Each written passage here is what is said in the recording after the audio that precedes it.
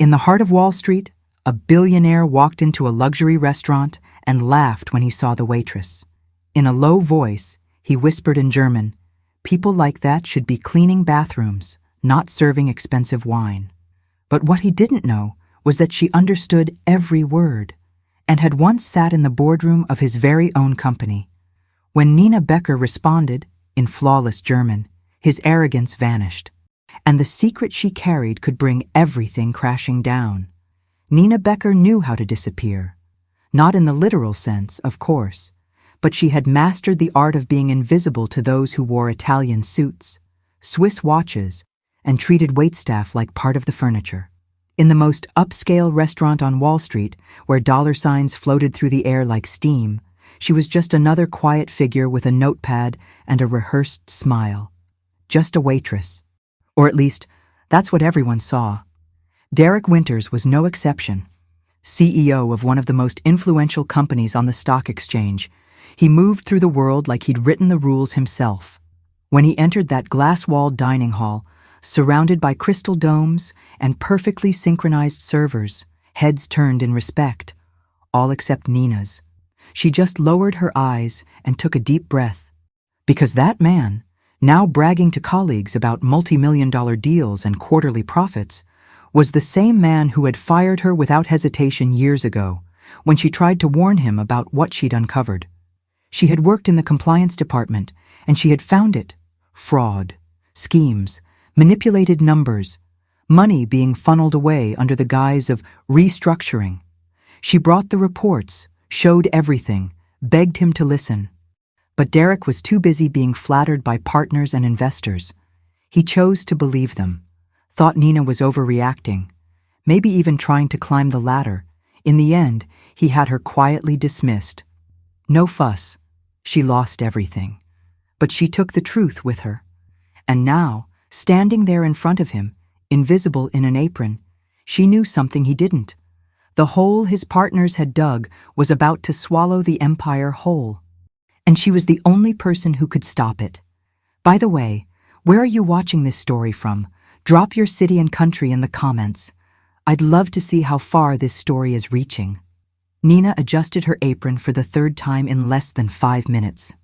It was an automatic gesture, almost an invisible shield she used to contain the storm building inside her. The tray in her hands was perfectly balanced. 3 crystal glasses and a bottle of white Burgundy wine, vintage 2005. A rare request from someone clearly eager to be noticed. And deep down, she didn't even have to ask who it was. She already knew. Table 8. As she approached, the entire dining room seemed to grow more stifling, not from the heat, but from the pressure of memory. The woody scent of the elite restaurant, the gleam of polished silverware, the ambient music curated to sound casually sophisticated. It all served as background to a scene Nina never imagined she'd relive. There he was, Derek Winters, the same Derek, carved in cynicism, wrapped in a tailored dark suit, surrounded by executives who laughed with him, never at him. The last time Nina saw him, she had been in a boardroom, presenting a report that could have changed the course of the company. Fraud hidden in camouflaged spreadsheets, funds transferred to suspicious accounts, inflated bonuses in fake contracts. She spent weeks investigating, lost sleep, grew isolated. When she finally put all the pieces together, she believed someone would listen, but no one did. She brought documents, presentations, solid proof. And what did she get in return? A patronizing look and a phrase that still echoed in her head. "You're seeing a storm where there's only strategic movement." The truth was, Derek hadn't even reviewed the material properly. He had already made his decision before the meeting began. He chose to protect the partners, the year-end bonuses, the investors, everything but the truth. Nina was dismissed, silenced, discreetly terminated with a confidentiality agreement and a glowing exit letter praising her admirable ethics and exemplary professionalism. Pure irony. And now, there he was again, with the same partners, the same smiles, toasting blindly, the laughter of an empire convinced it couldn't fall. She approached the table with steady steps, though her heart felt heavy. She placed the glasses, poured the wine. Derek didn't even recognize her. Not a flicker of doubt crossed his face. To him, she was just another waitress, invisible, a human utensil. And that's when it happened. Leute wie Sie sollten Toiletten putzen, nicht teuren Wein servieren, Derek said quietly, with a crooked smile, raising his glass toward her like inviting the waitress to join in on the joke. He laughed with his colleagues, thought it was clever, funny, sophisticated. Nur schade, dass der Wein ihren Charakter nicht veredelt, Nina replied, in flawless German, without even looking directly at him. But Nina understood. She understood every syllable. And she understood, too, the weight of everything she still carried. She wasn't just a woman who had been fired. She was the only person in that restaurant who knew the rotten foundations beneath that empire. And now, they stood face to face again. Only this time, her silence was a choice, and it was about to end. For a moment, Nina wondered if Derek would remember, maybe a flicker of hesitation in his eyes, a subtle furrow of the brow, a flash of discomfort. But there was nothing. He simply laughed at his own joke, or maybe at the very idea that someone like her could possibly understand German. The waitress with the 2005 Burgundy was, to him, just another blurred face in the luxury scene he was so used to. Nina didn't respond, not yet. She simply kept her professional expression, perfect posture, and walked away with grace. But inside, something burned. It wasn't impulsive anger. It was indignation, aged, like the wine she had just served.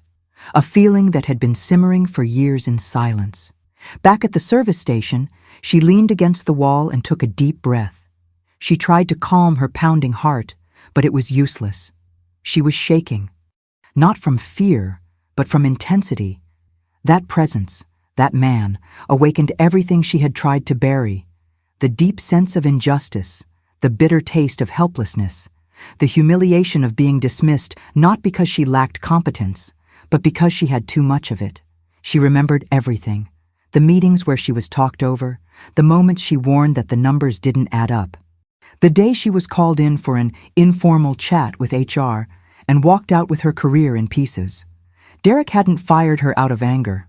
Worse, he dismissed her with indifference, as if he were just clearing the table for the next business dinner. And now here he was, more arrogant than ever, basking in the same illusion of control, laughing, toasting, mocking, thinking he was untouchable.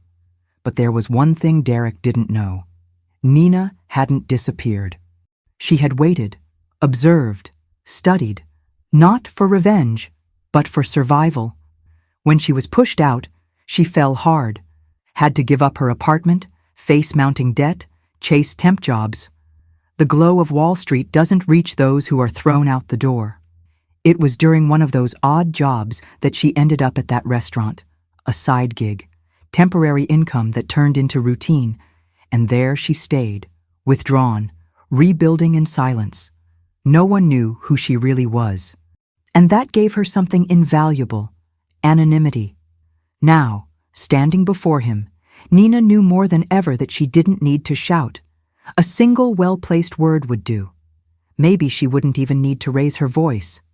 She just had to touch the right piece on the board. She looked back at table 8. Derek was still talking, gesturing with confidence, surrounded by men who had also ignored the signs in the past. All of them had bet on silence. And now, the game was about to change. And if you've ever felt discarded for telling the truth, tell me in the comments. You might be surprised by how many others have been through the same. Nina gripped the tray tightly, eyes locked on him. She knew this encounter wasn't a coincidence, and this time she wouldn't be a bystander. She would be the turning point. Nina moved through the restaurant like she didn't exist. It was as if she had developed the ability to slip through crowds without leaving footprints, without drawing attention, without occupying space. That was how she survived, by not being noticed, not being questioned, not being remembered. But it hadn't always been this way. She used to be the woman in sharp heels, dark blazers, and spreadsheets open across multiple tabs. She sat at the table with directors, reviewed confidential contracts, cross-checked data, pointed out flaws. She was feared by many, respected by some, but truly heard by few. And that was her mistake, thinking that being right was enough to be taken seriously. The truth about the financial misconduct surfaced slowly. At first, minor inconsistencies in internal reports. Then, questionable transfers justified with vague labels like special project or strategic reserve. As Nina dug deeper, she realized it wasn't human error. It was a system, a financial sleight of hand, carefully crafted to look legitimate while hiding millions of dollars in missing assets. She couldn't stay silent. She went to Derek directly. Not because she trusted him, but because she still believed he might choose to do the right thing. She showed him everything. The reports, the numbers, the proof. He listened with a cold calmness, leaning back in his leather chair, nodding as if he were hearing a theoretical argument that didn't apply to the real world. And then he smiled. "You're talented, Nina. But you have to understand, in the real world, some things are a little more flexible than they seem on paper." The following week, she was let go. She lost her position, her salary, her self-worth, and soon after, the comfortable life she had built. Unemployment barely covered the basics. Job interviews went nowhere. "Your profile is too technical," they'd say. "We're looking for someone more strategic." Translation: she knew too much, and no one wanted a ticking time bomb around. Silence became both her prison and her shield. Friends vanished as quickly as a seen but unanswered message. Even her family, who never understood the corporate world, assumed she must have done something wrong. And maybe she had. Maybe she trusted the wrong people, believed that truth was enough. It wasn't. She saw the restaurant job ad in a newspaper. A new experience, she thought. Temporary. But the days turned to weeks, the weeks to months, and there she stayed. Not out of fear, out of necessity. The rhythm of cutlery, of reservations, of demanding customers became oddly numbing. No one asked about her past, no one cared about her story. But that night, her past came to dine in the main room. Derek Winters, the man who silenced her, who chose to keep his eyes shut to protect his allies, was now there, laughing as if everything was just fine. And that would not be forgotten. Nina knew she couldn't just burst out with accusations. That would be dismissed as hysteria. She had to be surgical, precise, cold, exact, just like in the old days, when she built dossiers and dismantled traps with charts and undeniable evidence. And the first step was to make him notice her. Because before she could expose the truth, she had to reclaim her identity. The dining room was full, but all Nina could hear was the muffled sound of her own heartbeat. The tray in her hands was now empty, but her mind wasn't. It was full of memories, numbers, possibilities. Each step toward the kitchen was accompanied by thoughts crashing into each other. She knew she couldn't just confront Derek and throw everything on the table in some dramatic cry for revenge. This wasn't a movie. It was real life. And real life doesn't forgive strategic missteps. She needed a plan. Cold, calculated, discreet. That's how they played the game. That's how she played it too. The problem was time. The clock was ticking, and Derek would likely leave in an hour or two. That window would be her only chance to plant a seed of doubt, and that would be enough. A well-placed doubt can crumble entire empires. In the back of the kitchen, she opened the drawer where she kept her bag and grabbed her phone. She needed to check if she still had access to her old company email, maybe an archived conversation, something she'd forgotten, a piece of evidence, a trigger. Even the smallest detail she could use, but the app wouldn't open. The account had been deactivated months ago. She took a deep breath and leaned her head against the steel cabinet. The throbbing at her temples was familiar. It was the weight of frustration. It was the echo of that voice that still whispered now and then. You tried and failed. Let it go. But she wasn't letting it go. Not anymore. At table 8, Derek raised his glass again, speaking with enthusiasm, probably sealing another deal that would make headlines by morning. He continued to accumulate power while she juggled bills. But now, she didn't want justice just for herself. This was bigger. It was about the truth, about how many people were affected by selfish, silent decisions. What if he was in danger too? What if the same partners who sabotaged her were now sabotaging him? Nina knew how the game worked. Loyalty was just temporary currency. Maybe he was about to fall, and didn't even know it. The thought hit her like a spark. What if, instead of confronting him, she warned him? The idea froze her for a moment. Could she do that? Would it be smart? Would it be ethical? The truth was, behind the pain, Nina was still the same ethical professional. She didn't move out of revenge. It was never about revenge. It was about responsibility, about preventing the same mistakes from repeating themselves. Maybe, just maybe, she could turn that night into something greater than payback. She looked at him again. Derek didn't seem to suspect a thing, still comfortable in his power bubble. But now, she had a mission. And for the first time in a long while, she felt like she still had something to offer, something no one else in that room could see. Have you ever been in a situation where you could have destroyed someone, but chose to do the right thing instead? If so, tell me in the comments. Your experience might inspire more people than you realize. Nina stood up, set the tray aside, and took a deep breath. The game was on, and the next move was hers. As Nina walked back into the dining room, she didn't really see the restaurant around her. She didn't see the couples raising their glasses, the investors on their phones, or the waiters weaving through the floor like chess pieces in motion. She was there, but not really, because her mind had taken her back to a moment that still lived inside her like a wound that never fully healed. It was the last meeting, her final plea. She remembered the lit-up room, the closed blinds, the dull hum of the air conditioner. Derek sat behind the desk, flipping through the papers she had prepared with such care. The colorful charts, the cross-referenced tables, the printed emails. She had gathered everything. She had proof. She had logic. She had integrity. He listened, or pretended to, for a few minutes, then crossed his arms, looked over the papers like a man evaluating the worth of a volatile stock, and said slowly, without urgency, "Nina, you're good at what you do. But sometimes what looks like fraud is just market speed." That sentence. She carried it with her like shards of glass in her throat. Then came the fake smiles, the hollow praise, the discreet dismissal with a letter thanking her for her exemplary collaboration. And she left, alone, with no right to respond.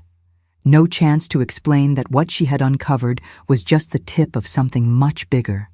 Now, back in the dining room, she looked at that same man, laughing as if nothing had happened, as if his choices hadn't left wreckage behind. But something was different. Nina wasn't the same woman anymore. Pain had taught her things no MBA ever could. How to rise after falling from high up, how to stay clear-headed when the whole world tries to shove you into silence. She cleared a table, picked up a new order, and approached Derek again. Red wine this time.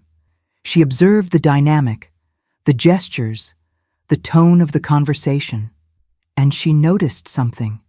He wasn't as in control as he seemed. He talked too much, over-explained everything.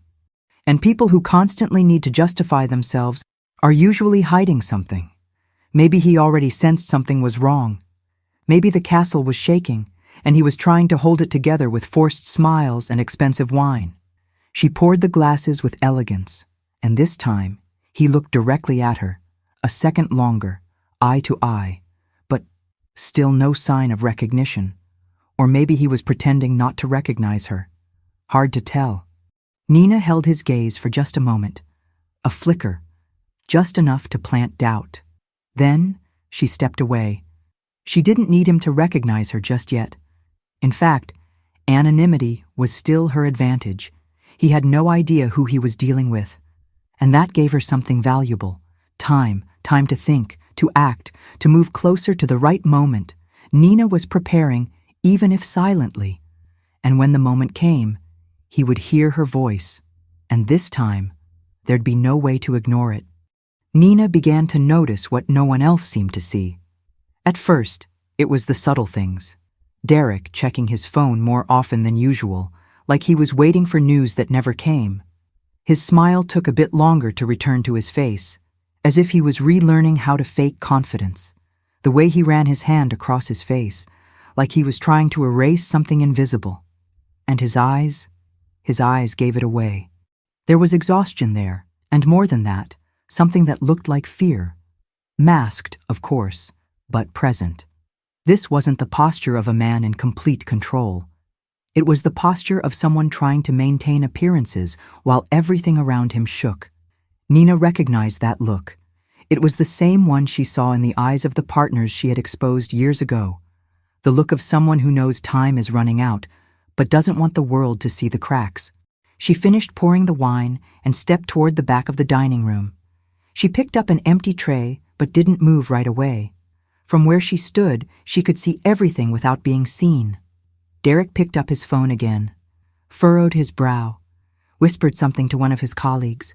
The conversation shifted tone, and then silence between them. A tense silence. That's when a sharp doubt cut through her. Was he a victim too? Were the same partners, the ones who took her down, now setting him up as well? She knew how this worked. She'd seen alliances fall apart the moment money got tight. Men who faked loyalty right up until a signature could save their own skin. Derek might have been more vulnerable than she had imagined. Maybe he wasn't as protected as he thought. Then something unexpected happened. One of the men at the table, not Derek, but the other one, with gray hair and a hard expression, said a phrase Nina partially caught. "The audit's coming earlier than we thought." Audit? That word landed in her chest like a silent bomb. It could mean many things. It could mean the problems she tried to expose years ago were finally resurfacing, that someone was finally digging where no one had dared. Or it could mean there was a new fraud in motion, and someone, somewhere out there, was beginning to sniff out the rot. Whatever the truth was, one thing was clear. Derek's empire was starting to crack, and he might not even realize how much. Nina looked at him again. The posture was still proud, but his body spoke another language. Tense shoulders, restless hands, measured words. The image of the untouchable man was fading, and with it, her own role was shifting too. Because if there was one thing Nina still carried, more than anger, more than bitterness, it was the desire to stop it all, to keep more people from being hurt by decisions made behind veils of wealth and silence. But how would she do that? How do you speak to someone who once discarded you without hesitation, without sounding insane? How do you approach a man who never looked back? Those questions were starting to take shape. And deep down, Nina knew she couldn't stay hidden much longer. Nina knew time wouldn't wait for her. Derek wouldn't stay there forever. It was just another night for him, another meeting soaked in wine and numbers. But for her, it was everything. It was her chance to reclaim her voice, not with shouting, but with precision. And it all started with one simple move: to be remembered. Not just in any way. She didn't want confrontation or a scene. She wanted to plant a seed, a memory, something small but strong enough to make the past knock on the door of his mind. And for that, she had an idea. She went back to the kitchen, where she kept a small notepad she used during her first months on the job, when she was still memorizing wines and labels. On the back of one page, she discreetly scribbled a single word, just one. Wolfram. It was the name of the investment fund involved in the reports she had submitted years ago, a name no one outside the inner circle would recognize, a name that, for Derek, would mean a lot, or at least it should. She returned to the dining room with steady steps. She waited for the right moment. Derek had ordered another wine. As she delivered the glass, Nina placed the napkin underneath it, folded neatly in the corner. The small paper with that single word. No signature. Nothing else. She didn't say a word, just looked him in the eyes. 1 second, 2. then stepped away. Derek noticed the note, carefully unfolded it, read it, and for a brief moment, the confidence drained from his face. His eyes, once relaxed, now sharpened with alertness. He glanced around discreetly, then looked at her. The connection was made.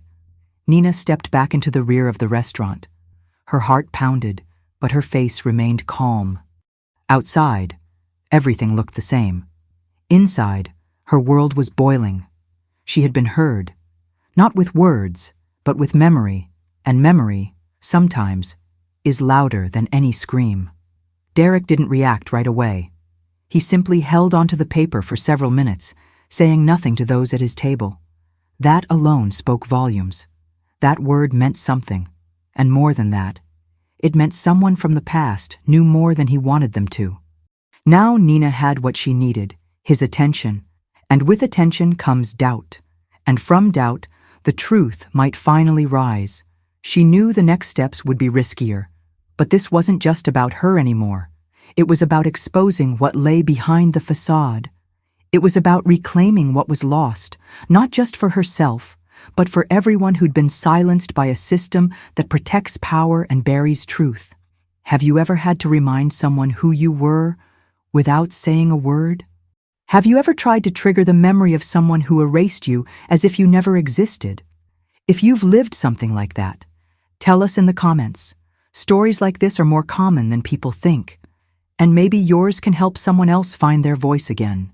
Derek's gaze scanned the dining room one more time. Now he saw her, but what he would do with that memory was still a mystery. Derek kept the napkin folded on his lap, but the note was now tucked inside his suit pocket. No one at the table seemed to have noticed the moment he read it, but Nina had. From across the room, she saw the exact instant his expression changed. It was brief but clear. His eyebrows lifted, his lips tightened slightly, and his neck stiffened as if his entire body had registered something. Familiar. Wolfram. The word was a key, a password. And in that moment, Derek was asking himself who had placed it there. It couldn't be a coincidence. It was an old name, buried, swept away with a confidentiality agreement and a lot of money. A name he never expected to hear again, especially not in a restaurant, on a random night, delivered by a waitress. But there was something about her. Now that the initial shock had passed, Derek glanced at her more carefully. She moved through the dining room with the ease of someone who knew the place well. But there was something different. Her face looked familiar, her posture recognizable. But that was impossible. He would have remembered, wouldn't he? The conversations at the table began to fade. The voices of his colleagues sounded like they were underwater. He tried to maintain his composure, but his mind wasn't there anymore. It drifted back years. He remembered the young executive who came to his office with too much data, too much conviction, and, at least in his view at the time, too much intensity. He remembered the pressure from the partners, the need to avoid a scandal, the advice from the lawyers, the convenience of silence. Nina Becker. The name echoed in his mind like a nearly forgotten whisper. Could it be her? He rubbed his chin, looked at her again. The waitress didn't acknowledge him. She maintained a professional rhythm like any other staff member in the room, but there was a detail. She didn't look nervous. She didn't look afraid. On the contrary, she looked in control. Meanwhile, Nina watched him from afar. She knew this moment would come. The moment he recognized the name. The moment when, no matter how hard he tried to hide it, his face would give him away. There was no forgetting. Wolfram had been the eye of the storm that nearly brought the company to a silent collapse until it was buried under rearranged spreadsheets and rewritten contracts. The name alone was a reminder that the truth always leaves traces, and now that trace was in his hands. Nina still didn't know what Derek would do with it. He might ignore it, pretend nothing happened. He might even try to fight back. But one thing was certain. His comfort had been shaken. And that was a start. The quiet chess match between them had begun to take shape. A subtle move had placed the king in check. It wasn't the end, but it wasn't the same game anymore. Derek picked up his phone and quickly typed something. Nina didn't know what it was, but she recognized that kind of reaction. He was trying to confirm what he already suspected, looking for proof, catching up with lost time. And she, for the first time in a long while, felt ahead. The doubt had been planted, the memory reawakened, and in that brightly lit dining room, among the clinking silverware and muted voices, the past was finally resurfacing. Derek typed with the urgency of someone trying to fight a fire with buckets of water. His hands trembled slightly, masked by elegant movements. He searched through old files, archived emails, reports from years ago. He needed confirmation, a name, a face, something to validate the growing sensation in his chest that the woman serving wine tonight was the same one he had discarded years ago, Nina Becker. When he finally found the old termination file, her image appeared. Her face was a little younger, her hair different, but it was her. The eyes hadn't changed. Those eyes, the same ones that had looked at him today with the firmness of someone who carries truths no one wanted to hear. A chill ran up Derek's spine. The napkin was still in his pocket. The word Wolfram pulsed like a ticking time bomb. He leaned back in his chair, pretending to listen to his colleagues. The wine now tasted like regret. His mind was a storm of memories, calculations, and guilt. Why was she there? What did she want? Revenge, justice, or something more? Meanwhile, Nina held her composure, but something inside her was shifting. The exchanged glances, the subtle recognition, the unease in his gestures, all pointed to one thing. Derek had finally recognized her, and that stirred more inside her than she cared to admit. She had prepared for this moment for years, in the loneliness of long nights, in the hardship of days when no job offer came. But now that the moment had arrived, she felt something different. It wasn't relief. It wasn't satisfaction. It was weight. The weight of history, of the past, of the silence she had carried for so long. And what if he came to speak to her? What would she say? What would you say if the person who ruined your life looked at you, truly looked, as if seeing you for the first time? That kind of moment doesn't come every day, and when it does, you have to be ready. But who really is? Tell me in the comments. Would you have the courage to face someone who hurt you? And stay calm. Derek looked again, but this time, he didn't look away. He held her gaze for several seconds. Nina stopped walking. Her heart pounded. They looked at each other, for the first time, truly, as two people who know what happened, but haven't said a single word about it. She didn't smile, neither did he. They simply recognized each other, and in the silence of the dining room, that look said everything that hadn't yet been spoken. The air felt heavier. The atmosphere charged. Neither of them knew what the next move would be, but they both knew there was no more pretending. The memory had been awakened, the truth revived, and now the bridge between them had been rebuilt, not with words, but with memory, with pain, and with history. Derek stood up from the table under the pretense of going to the restroom, but the real reason was different. He needed to think. He needed to breathe. The name Nina Becker now weighed on his mind like an unresolved debt, the kind that returns years later with impossible interest. He entered the side hallway of the restaurant and leaned against the marble sink in the men's restroom, looked at himself in the mirror. The man in the reflection looked the same as always, elegant, well-dressed, powerful. But he knew something had cracked inside. How could she be there? How was Nina Becker, the woman he had silenced with an elegant termination and a confidentiality package, now serving tables at a Wall Street restaurant? It was a cruel reminder of everything he chose not to see. And now she was back, not with screams, not with threats, but with a name, a word, a memory that could, by itself, implode everything he spent decades building. Derek closed his eyes for a moment, remembered the meeting from years ago, She had walked in, determined, reports in hand, fire in her eyes. She laid it all out, detailed every suspicious movement, named names. She was clear, objective, flawless, and he chose not to see. Not out of malice, but out of convenience. The truth threatened more than just numbers. It threatened the very system his company relied on. So he chose silence, an expensive silence, but an effective one. Silencing Nina meant keeping the ship afloat. And he truly believed she would never come back. But she did. And now Derek felt the time he had bought with that silence was running out. When he returned to the dining room, he tried to act naturally. But the look he gave Nina was different. She noticed. It wasn't arrogant. It wasn't confrontational. It was alert, curious. They knew. Both of them knew. Nina continued her work with the same precision as always. But something inside her had shifted. She was no longer a spectator. Now, she was in the game. And for the first time, Derek seemed to know it too. But what would come next? She didn't have all the answers yet. She still didn't know if he would respond with defensiveness, denial, threats, or redemption. She didn't want to destroy anyone. This wasn't about revenge.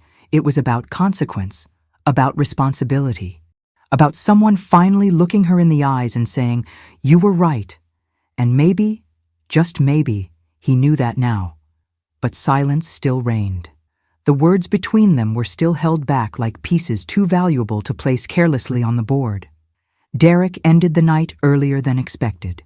He stood up, shook hands with his colleagues, left a generous tip, as always, and headed for the exit. As he passed by her, he paused for a moment. Just a moment. Looked at her, but said nothing. Nina held his gaze firmly. He opened his mouth as if to speak, but didn't. And then he walked away. The doubt had been cast, but the answer was still hanging in the air. Nina stood in the empty dining room for a few seconds after Derek left. The space, which had once felt heavy, now seemed suspended, as if time itself had paused. The clinking of silverware had vanished. The laughter, the toasts, the conversations about stocks and strategies, all silenced by one simple fact. In that moment, she had felt something she hadn't felt in a very long time. Power, not the dirty, loud, authoritarian kind, but the quiet kind, the kind that rises when truth finally has room to breathe. For years, she had rehearsed this moment. In her thoughts, in her dreams, she had imagined confrontations, tears, even revenge. But when the moment actually arrived, it was something far more subtle. She didn't need to raise her voice. She didn't need folders full of evidence. A single glance, a single word, and her presence were enough to flip the entire table. And that was liberating. As she cleaned one of the tables, her mind replayed every detail.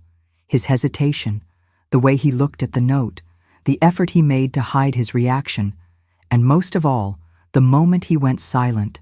Silence, now, was louder than any argument. That night, for the first time since being let go from the company, Nina went to sleep knowing something had changed. Not the world. Her. The next day, she arrived early at the restaurant. Her co-workers treated her with the same routine as always. But inside, nothing was the same. With every step, every wine bottle she placed in the cellar, every napkin she folded, she was no longer the same person. Not because Derek had seen her, but because she had seen herself. She saw herself as strong. She saw herself as alive, and most importantly, she saw herself as capable of taking action. She was no longer on the defensive, no longer the woman begging to be heard. Now, she was the only person holding a truth that could, yes, blow up everything he had built over the years. Or she could save him from it. And that thought surprised her. Save Derek. She asked herself that question more than once that morning. Not as someone weak or submissive, but as someone strong enough to know that sometimes what people need most is someone brave enough to speak the truth when no one else will.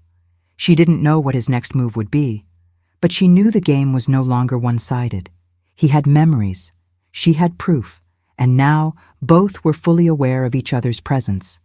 Have you ever been in a position of power after a long time of feeling like you had none?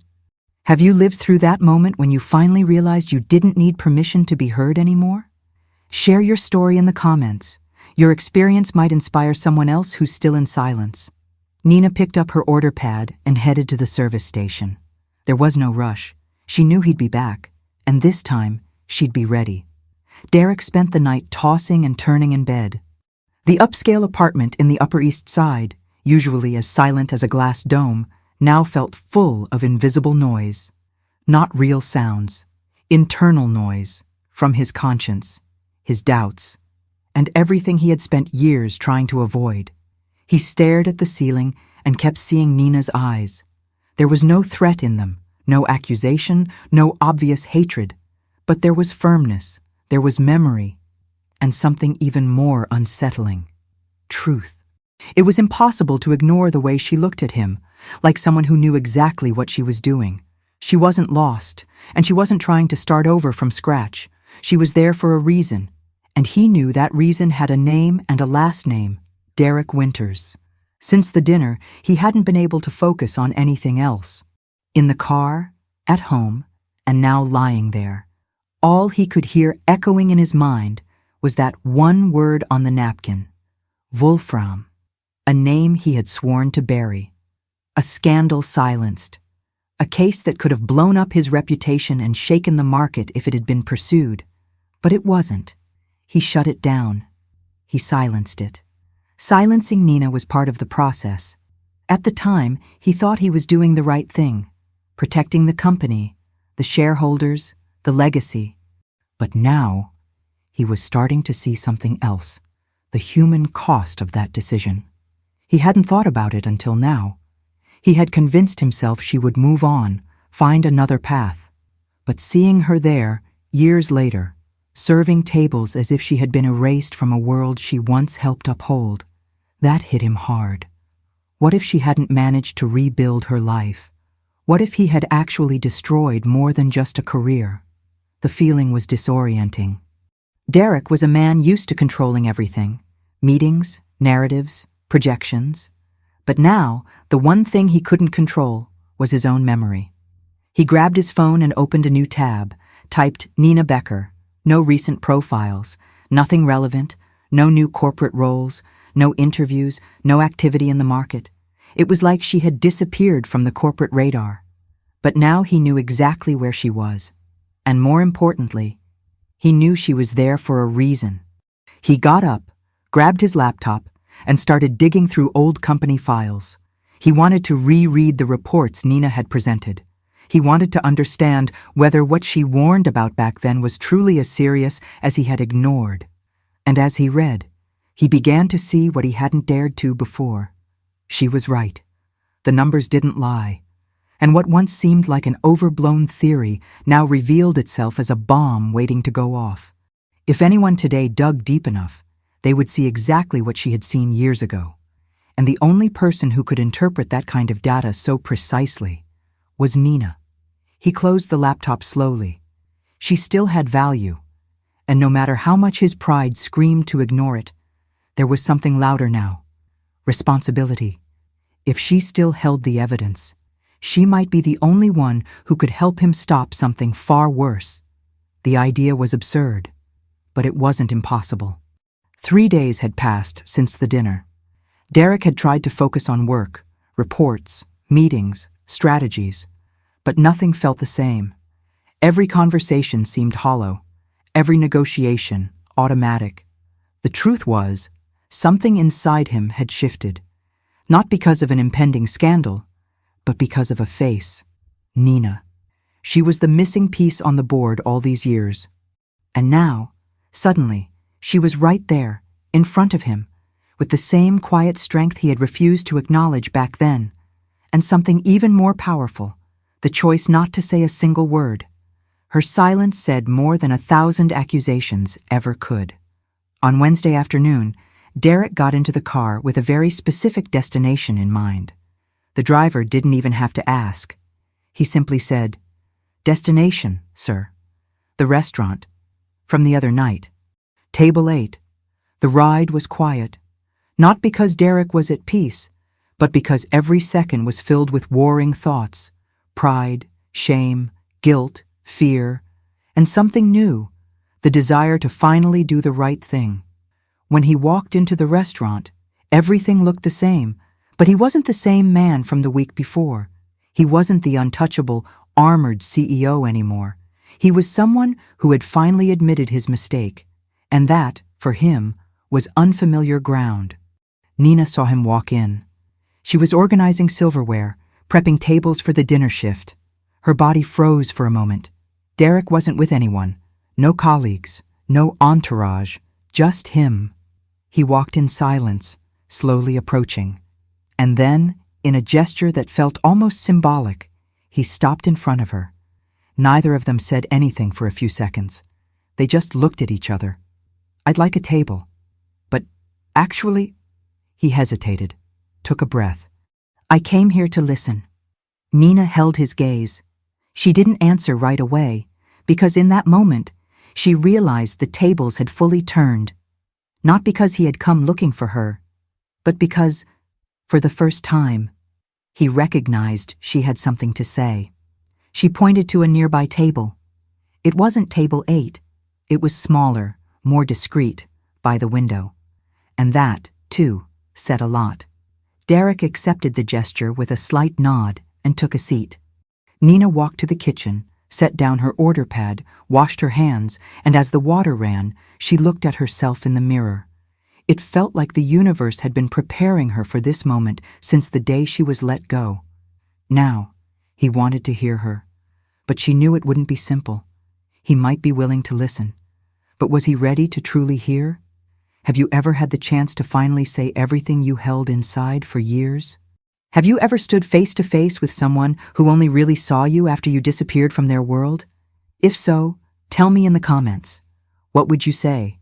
Sometimes, writing it out is how we finally understand what we're still carrying inside. Nina dried her hands, straightened her uniform, and walked back to the floor. This time, she was leading, and he was ready to listen. The table was small, yet the space between them felt immense. Derek sat with his hands clasped on the white tablecloth, doing his best not to show impatience. But Nina could see it. The discomfort didn't come from the setting. It came from the situation. For the first time, he wasn't the man in control of the room. He was here, alone, asking to listen. Nina approached, without her order pad. This wasn't a professional request. It was personal. And that demanded presence. Not just physical, but everything she had become after years of silence. "What exactly do you want to hear, Derek?" she asked directly, sitting across from him. He took a deep breath, eyes on his hands before answering. "The truth," he said. "The one I didn't want to hear back then." She studied him, his tone, his gestures, his eyes, and she saw a man torn. Torn between what he thought was right in the past and what he now knew he had ignored. "The truth hasn't changed," she replied. "You just chose not to listen." He nodded slowly.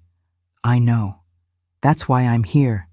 Because now, I want to understand everything, really understand. I want to know what I missed and what you still know." There was a pause.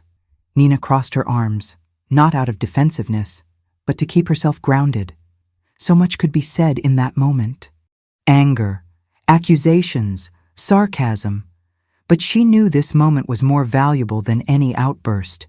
It was her chance to say something that couldn't be ignored. Not this time. "Do you remember when I showed you what was happening inside the Wolfram Fund?" she asked. "I do.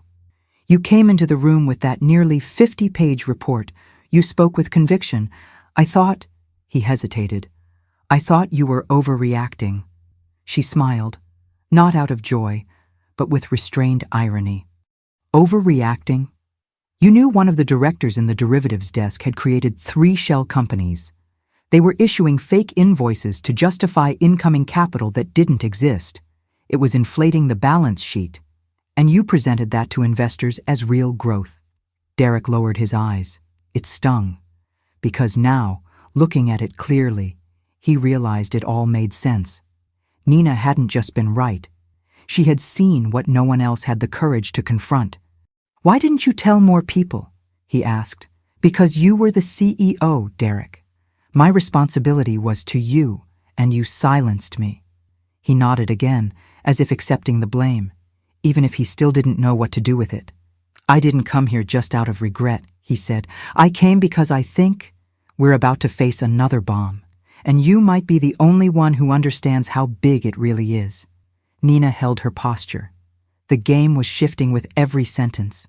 Now, what she would do with this new position was a decision still to be made. "Then tell me, Derek," she said, locking eyes with him. "What exactly are you here to ask for?" Derek hesitated. For the first time in a long while, he didn't know how to position himself. He felt exposed, vulnerable, like every word might be used against him, and maybe it could.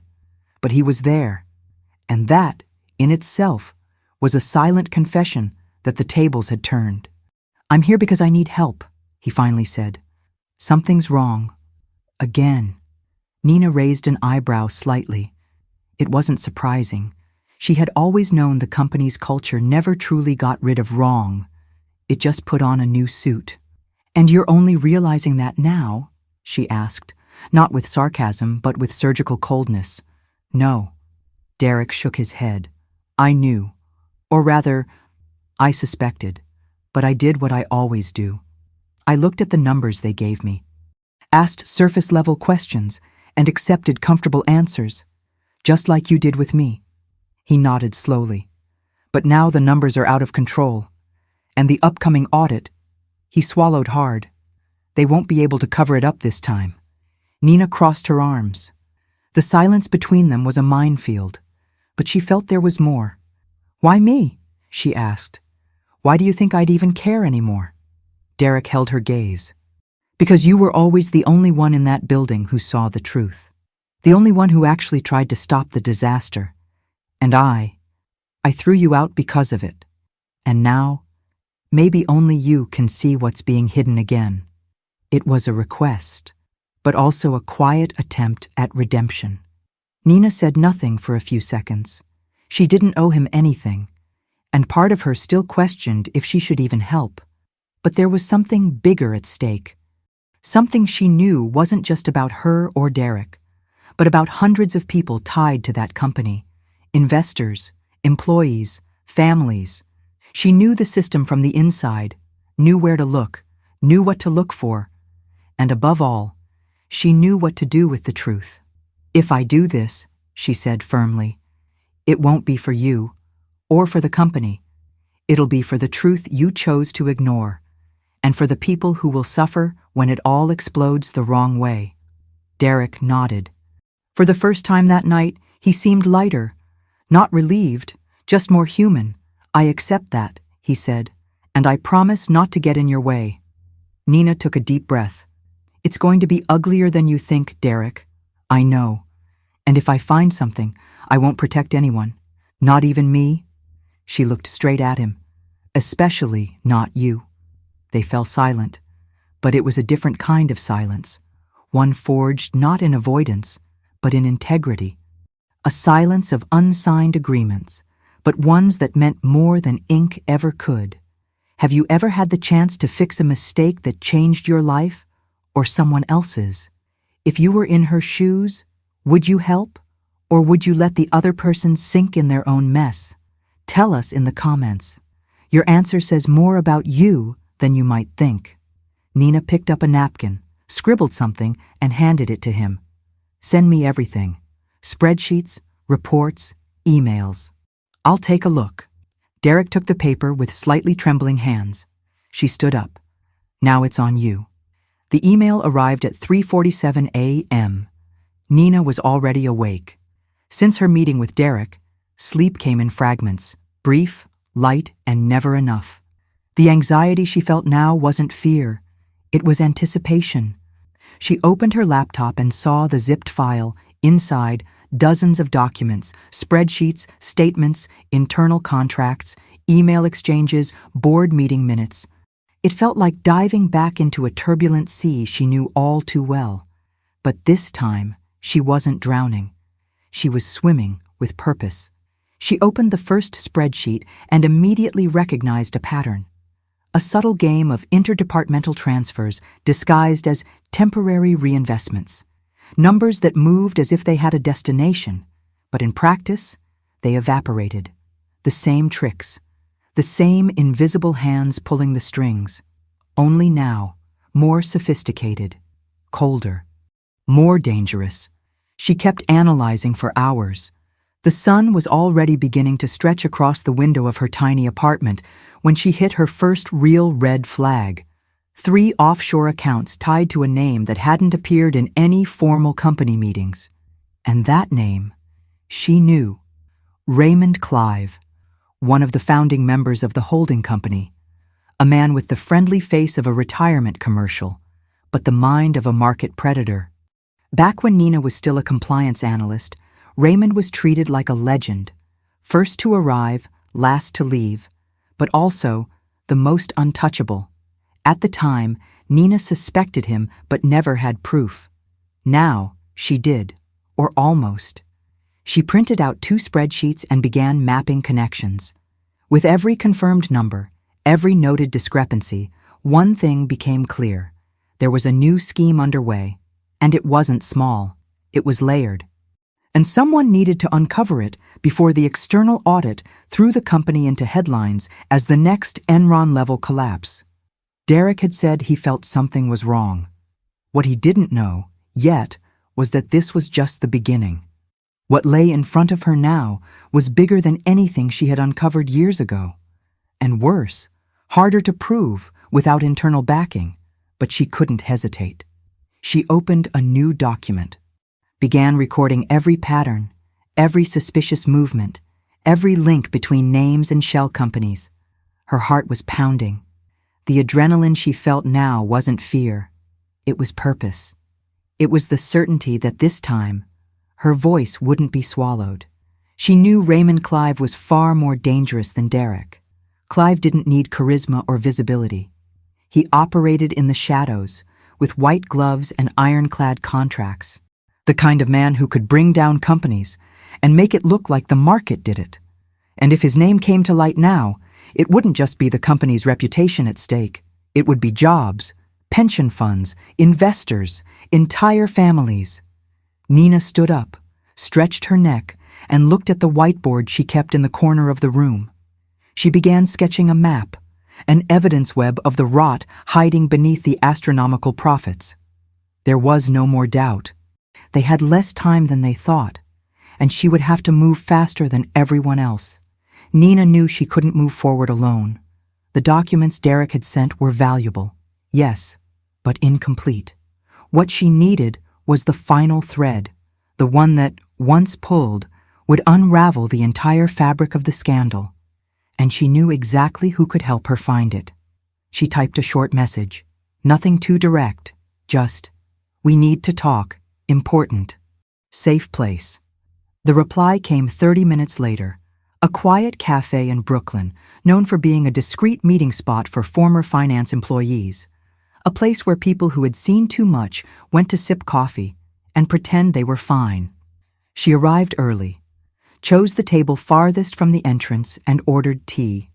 Her hands were steady, but her stomach was restless. It had been years since the last time she'd seen her. Amanda Ruiz, former head legal counsel at the same firm, smart, sharp, and with an ethical compass that nearly cost her everything, too. They weren't exactly friends, but shared a silent respect. When Nina was terminated, Amanda tried to step in, quietly. But she knew how far she could go. Now, Amanda entered the cafe. Same elegant posture, but a wearier gaze. She sat without saying a word for a few seconds. "I figured this day would come," she said, looking Nina straight in the eyes. "You knew. I knew you wouldn't let this stay buried forever." Nina slid a folded spreadsheet across the table. "Raymond Clive is still active." Amanda let out a long, heavy sigh. "He never left. He just learned how to operate through other people's hands." and no one's done anything. No one with enough power to take him down, and those who had chose not to see. As usual, the two sat in silence for a moment. Then Amanda said something Nina didn't expect. "Are you ready to go all the way?" "I am." "Then you'll need someone on the inside, someone who can access the right files in the right places, internal emails, unshared records, local backups. That's where the dirt lives." Nina nodded. She'd already been thinking the same. "And do you know someone who's still there and trustworthy?" Amanda gave a bitter smile. "Trustworthy is a dangerous word in that world. But maybe I know someone who hates Clive almost as much as you do." Nina didn't respond right away. Adrenaline rushed through her veins, but so did caution. There was a fine line between justice and recklessness, and one wrong step could turn everything against her. Again, "If it's this person, they'll be risking everything," Nina said. "We all are. The problem is, most people pretend they're not." The two stood after an hour of conversation. No phones were used, nothing was recorded, but what was said there was worth millions. Have you ever had to trust someone, even when you were afraid? Ever had to ask for help from someone you barely knew, just because you couldn't do it alone anymore? Drop it in the comments. Who's the one person you'd trust in a moment like this? Nina walked the streets of Brooklyn with steady steps. She didn't know what the next move would look like, but she knew she wasn't alone anymore, and that changed everything. Amanda knew exactly who to call. Liam Carter was a well-known name in the hallways of the holding company. Senior financial analyst, discreet, methodical, and sharp. He wasn't the type to make noise, but everyone knew, when he spoke, it was worth listening. And more importantly, he was one of the few who still seemed to hold on to integrity inside the system, at least as far as anyone could tell. She set up a meeting in an empty parking garage in the basement of one of the company's old buildings. Liam showed up wearing a baseball cap, dark sunglasses, and the body language of someone who knew he was breaking rules, and maybe even laws. "You sure about this?" he asked, eyes shifting from Amanda to Nina. "She has proof," Amanda replied, "and you know this isn't just hearsay." Liam looked at Nina for a moment. Her face was familiar. He remembered her firing. Back then, it was labeled a team restructuring, but everyone knew there was something strange about the way she was let go. "I never understood why they got rid of you," he said. "You were the only one who spoke with numbers, not marketing." "Exactly," Nina answered. "I disrupted the flow of lies." Liam nodded. He pulled a flash drive from his pocket and twirled it between his fingers. "What exactly are you two asking for?" "The internal backups," Nina said. "The mirrored servers from the accounting department, risk division access logs, and if you can, Clive's unindexed emails." Liam raised an eyebrow. "You're asking for the whole bomb." "A spark won't do. I need the full explosion." He exhaled. "All right. But if I get caught, you don't know me." "Do you trust me, Liam?" Amanda asked. "I trust the truth, Amanda, and I'm starting to think it only exists outside boardroom meetings." The plan was drawn right there, with paper, pen, and no digital communication. Liam would have 2 windows that week, late at night, during routine system updates. He would use his role as a risk analyst to get into the logs, but he couldn't just copy the files.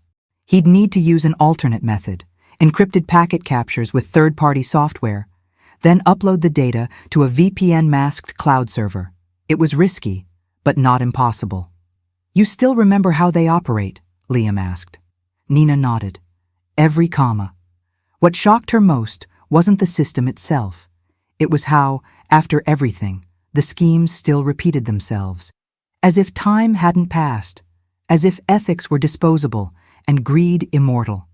Amanda watched the two of them in silence. It was like watching puzzle pieces click together after years apart. This investigation wasn't just about documents. It was about people trying to reconnect with what they had lost. Courage. Liam picked up the flash drive again, this time with more conviction. "It's going down tonight. Wish me luck." "No," Nina said. "We wish you protection." "Because luck isn't enough for what we're up against." Liam turned and walked into the underground darkness until he vanished around the ramp. Amanda turned to Nina. "If he pulls this off, what are you going to do with it all?" Nina took a deep breath. What should have been done years ago? The clock read 1:12 a.m. when Liam Carter slipped through the side gate of the holding company's building. His badge still worked, just as Amanda had predicted. The security system was in night mode, running on passive sensors and occasional guard patrols. Nothing seemed out of place, but everything was about to change. With a leather briefcase slung over his shoulder and a concealed laptop inside, he walked the silent halls of the 6th floor. His footsteps echoed against the thick carpet. The emergency lights painted a faint, conspiratorial path. At the risk analysis room, he keyed in the access code. A soft beep. The door slid open. He was in. He plugged the laptop directly into the internal network. Faster, safer. The software Amanda had provided was clean, tested, built not to leave any visible traces. Still, Liam felt sweat running down his spine. It's one thing to know you're doing the right thing. It's another to realize that if someone opened that door in the next 30 minutes, your life might never be the same. He began capturing logs from the secondary server. The partial backup appeared within seconds. But what really mattered was encrypted. Clive. His name triggered a restricted permissions warning. Even Liam, with high-level access, didn't have a direct password. But Amanda had remembered an old vulnerability, a loop-back flaw left unpatched after the last firewall update. Liam entered the code. Waited. The system hesitated for 3 eternal seconds. Then unlocked. There they were. The unindexed emails. Direct conversations with partners. Invoices issued by shell companies. Names of beneficiaries linked to offshore tax havens. But what stopped Liam cold was an attachment. A simulated asset purchase agreement signed by Derek Winters. He froze. "No way," he murmured. "You didn't know about this, Derek. Or did you?" There was no way to be sure, but Liam knew one thing. He had to download everything. No questions, no judgments, just extract and move. He began the file transfer, embedding it within a disguised channel typically used for sending archived reports, nearly impossible to trace, if he was quick. Then, something shifted. The hallway lights flicked on. Someone was on the floor. Liam gently shut the laptop without ending the transfer. The external display was cloaked. He sat down like a regular employee finishing up late-night work. The door handle turned. A security guard. "All good in here?" the guard asked. Liam smiled. Casual. "Just finishing a report. Boss wants it first thing." The guard nodded, unconcerned. "All right. Good night." "Good night." As the door clicked shut again, Liam waited a few more seconds before returning to the screen. Transfer. 97%. 3 more minutes. His eyes locked onto the screen. He didn't blink, didn't breathe deeply, just counted the seconds like each one might break him. Transfer complete. He unplugged the cable, shut down the system, and wiped the manual logs. Packed the laptop carefully. As he left the room, he didn't glance around, just walked out like nothing happened. But inside the case he carried was the fate of a billion-dollar company, and maybe the future of far more people than he realized. Have you ever faced a decision that could change everything? Even afraid? Did you act anyway? Share it in the comments. Sometimes, the hardest choice is the one that matters most. Liam took the stairs down into the dark, and unknowingly carried something that could either save or sink it all. The meeting took place at the same cafe where Amanda and Nina had met. It was discreet, quiet, and now heavy with historical weight. Liam arrived with his backpack slung over one shoulder, eyes sunken, body tense. "I got everything," he said, placing the laptop on the table. "But you need to go through it carefully. There's more than we thought." Nina took a deep breath before opening the screen. It took only 5 minutes for her to understand. They were dealing with an organized, systematic, and bold operation. It wasn't just Raymond Clive. There were other names, other loose ends, other branches, but there was something more. She stopped when she opened one of the attachments. A contract for the transfer of assets between two shell companies. And there was Derek Winter's signature. Clear, official, and attached to a document supporting an operation considered illegal in more than one country. Nina's stomach turned. For a second, everything froze. What if he knew? What if he had been part of this from the beginning? But what she saw next changed everything. There was another document attached to that contract. An email exchange between Derek and Clive. Derek was questioning the operation. He didn't want to sign. Clive insisted, spoke of protecting stability, of trust between executives, of preserving reputation. And then, in a final email, Derek gave in. I'll sign, against my will, but I'll take the risk, because I have no choice. Nina closed the laptop calmly. He knew, but he wasn't an accomplice. He was a hostage. And maybe, like her, he'd been swallowed by a system that didn't forgive anyone who dared try to stop it. Now the choice was hers. She could send everything to the press. Take the case to regulators, destroy Clive, and along with him, every other name that came up, including Derek. The public wouldn't accept nuance. They wouldn't listen to, he tried to resist. They'd see a famous name, a billionaire face, a signature, and the rest would turn to ash. Or she could speak to him, one last time, show him what she'd found, and give him the chance to do what he hadn't had the courage to do years ago. Speak. Are you going to expose everything? Liam asked, breaking the silence. I don't know yet. He's in the middle of it, Nina. I know, but maybe there's still a way for him to get out from the wrong side. Liam didn't push. He trusted her, more than he trusted any other name in that story. Nina picked up her phone, typed a short message. Tomorrow, 8 p.m., same restaurant, table 8, you know what you need to do. She sent it. Now it was a matter of waiting. That night, she stayed awake for hours. Not out of fear, but from the awareness of the weight she carried. It wasn't just a company. It was a symbol. It was the line that separates what gets silenced and what gets made right. The next day, she arrived early, table 8, 2 empty glasses. A choice to be made, and an empire on the edge of collapse. Derek walked into the restaurant with hesitant steps. The same table, the same woman. But now, the distance between them was made of truths that could no longer be buried. Nina didn't need to prove anything anymore. She knew, and so did he. She showed him the documents, the exact line where he hesitated in the past, and what would happen if it all came to light. She wasn't nervous, she was grounded. She didn't expose publicly what could have destroyed everything. Instead, she offered him a second chance. Derek understood, and chose to do what he had never had the courage to do before: confront his partners, clear his name, and protect what was still worth saving. The next day, the market woke up in shock.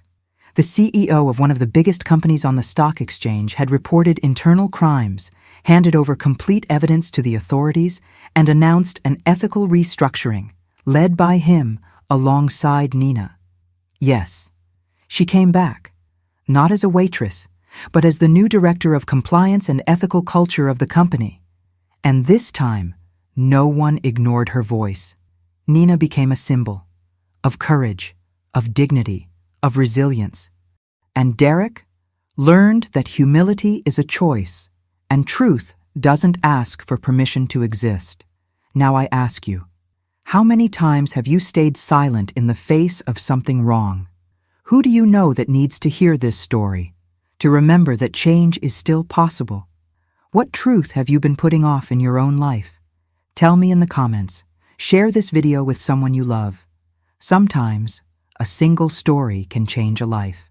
And if this one touched your heart, leave a like, subscribe to the channel, and hit the bell, because the stories we tell here are meant to transform. After all, every life has a turning point. That was Nina's. When will yours be?